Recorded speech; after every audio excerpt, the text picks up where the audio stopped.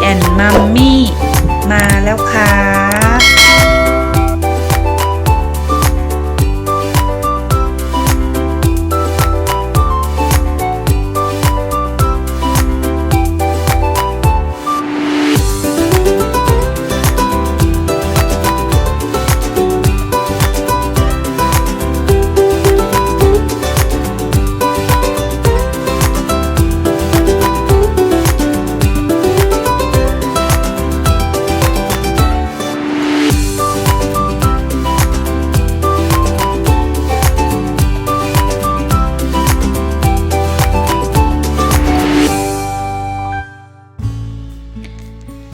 สวัสดีค่ะอินดี้แอนด์มัมมี่นะคะ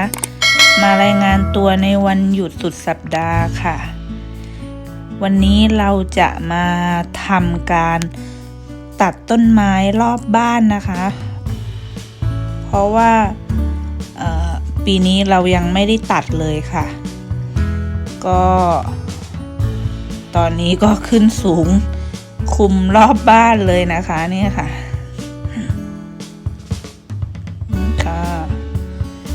บ้านผีดิบของพวกเรา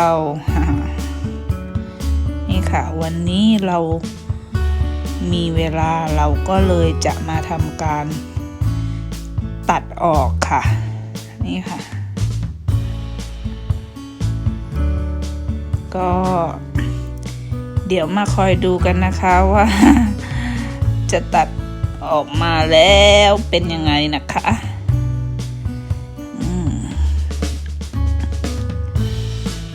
อุปกรณ์ของเรานะคะแต่ว่าเดี๋ยวโทนี่เขามีอุปกรณ์ของเขานะคะนี่ค่ะผู้ช่วยอีกคนหนึ่งนี่ค่ะท่านผู้ชมกำลังตัดอยู่ดีๆค่ะแล้วมันมีอะไรมาต่อยเรานะคะเราก็คิดว่ามันเป็นผึ้งนะคะเห็นบินมาค่ะก็คิดว่ามีไม่กี่ตัวค่ะดูค่ะตัดไปได้สักพักหนึ่งต้นไม้มันคงไปโดนมันนะคะมันก็เลยบินออกมาค่ะพอตัดเสร็จเดินมาดูตรงที่มันบินมาเห็นนี่ค่ะเป็นรังเบ้อเร่อเลยค่ะเป็นต่อชนิดหนึ่งนะคะที่มันมีปีกเสื้อคลุมสีเหลืองนะคะที่นี่เขาเรียกว่าyellow jacket ค่ะเยอะมากค่ะรังใหญ่มากๆเลยนะคะเราก็เลยต้องหยุดการตัดหน้าบ้านค่ะเพราะว่าตัดไปนิดเดียวค่ะแล้วก็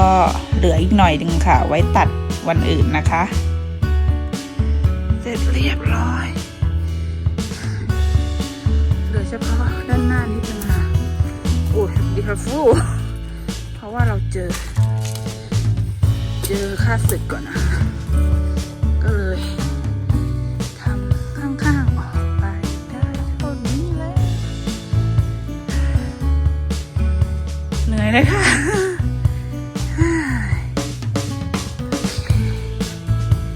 นี่จะเป็นวันหยุดของเราอีก1 วันนะคะเดี๋ยวเราจะเก็บพวกกิ่งไม้นะคะเดี๋ยวไปได้ใบออกแล้วก็จะเอาไปทำแค่สำหรับแปลงต้นไม้เรา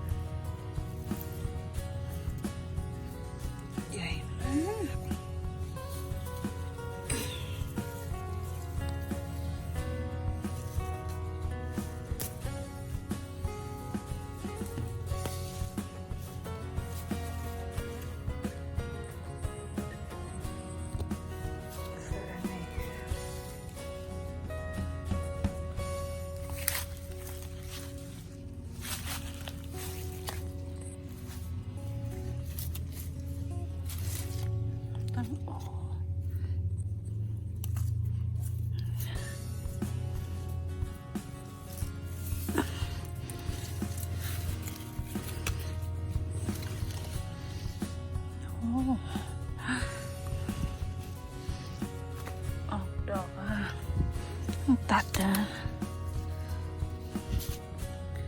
นี่ค่ะใหญ่มาก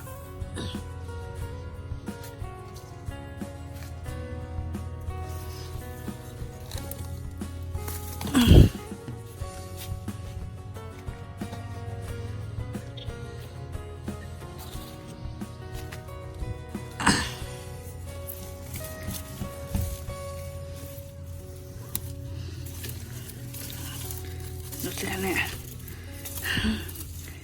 มองไม่เห็นค่ะเนี่ยเก็บไม่ทันนะ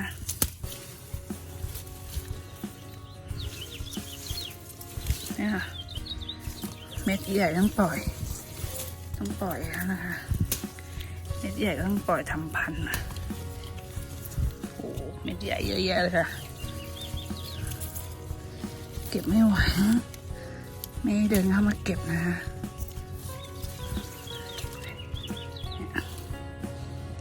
เยอะแยะเลยอะต้นนี้มันโอ้ต้นนี้มันเหมือนจะตายต้นหนึ่งเลย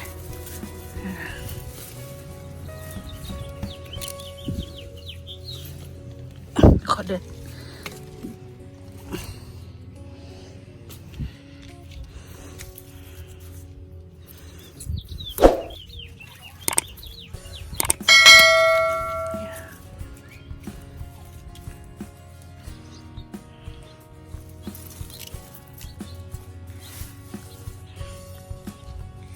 มีซ่อนอยู่ข้างในอ่ะ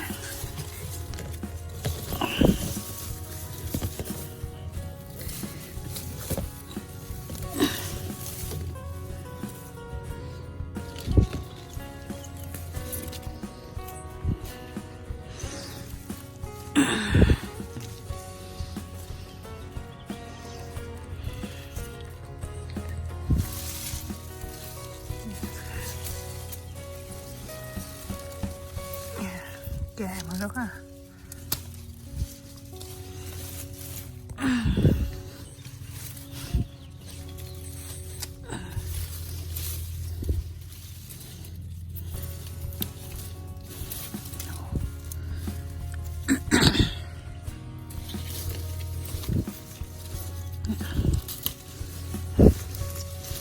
ซ่อนอยู่ข้างในเยอะเลยค่ะโหแก่หมดแล้วค่ะที่ซ่อนอยู่ข้างในเห็นไหมคะ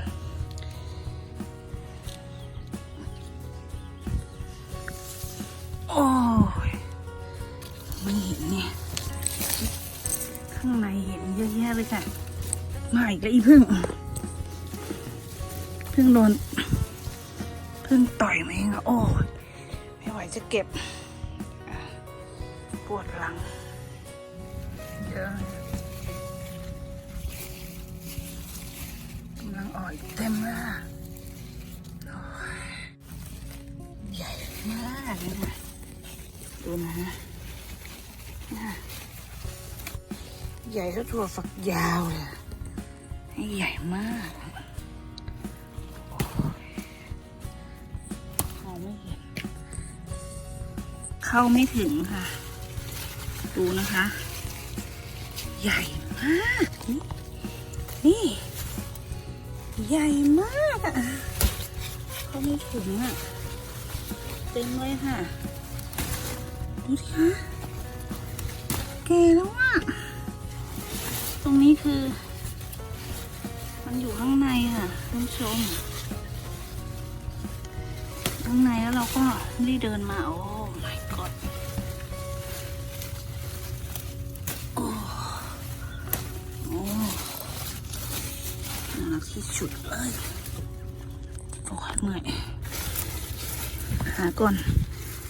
ดูสิคะเนี่ย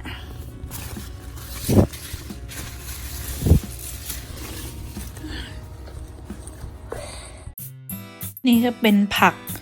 ที่เราเก็บมาวันนี้นะคะ ก็เก็บมาบางส่วนค่ะไม่ได้เก็บทั้งหมดค่ะอันนี้เดี๋ยวเราจะเอามา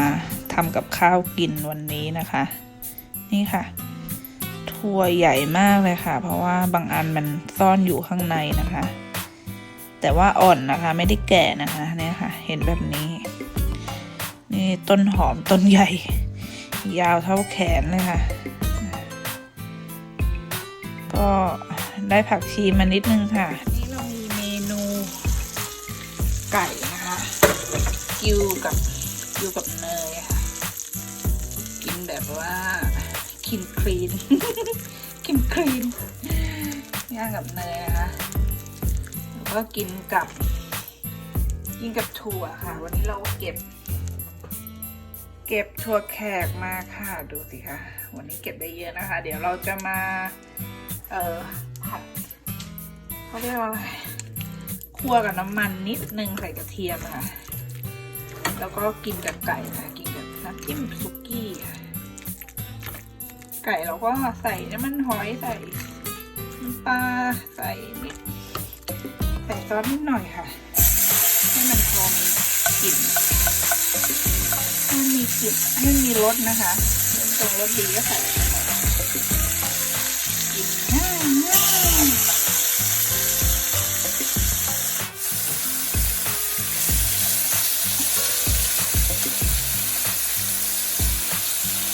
ให้มันหอมๆนะคะพี่เกียรติเอาไปเข้าเตาหม้อแอร์ไฟเออร์นะคะย่างกับเนยอย่างเงี้ยค่ะกินกับถั่วแขกผัดน้ำมันนิดนึงใส่กระเทียมใส่น้ำมันใส่ซอสนิดนึงให้มันเค็มๆค่ะกินง่ายแบบนี้ค่ะโทนี่กับอินดี้กินแล้วค่ะนี่นางกินไก่ต้มกับอาหารเม็ดแล้วก็โทนี่ก็กินเป็นมักกะโรนีสำเร็จรูปอะค่ะใส่ชีสใส่เนื้อสัตว์ใส่ไส้กรอกอะไรอย่างเงี้ยนะคะแต่วันนี้เราใส่กุ้งให้เขากับไส้กรอกค่ะมันไส้กรอกหมดค่ะยังไม่ได้ไปซื้ออาหารนะคะส่วนเราก็ขอกินแบบง่ายๆหมดนี่เดี๋ยวทานไม่หมดหรอกนะคะทำไว้เฉยๆเผื่อใครอยากทานกับเราพูดเหมือนว่าอยู่กันเยอะเค้กค่ะ